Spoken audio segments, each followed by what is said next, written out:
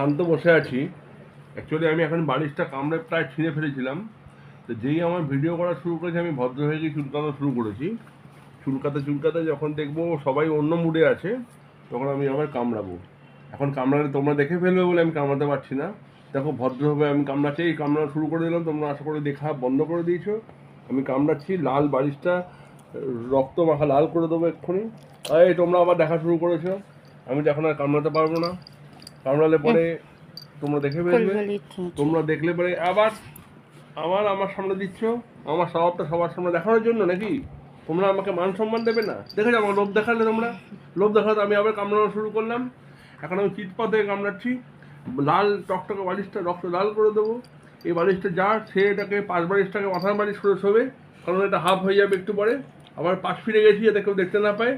আবার কামড়াচ্ছি, এসির হাওয়াতে কামড়াতে হেভি লাগছে। নরম খাটে শুয়ে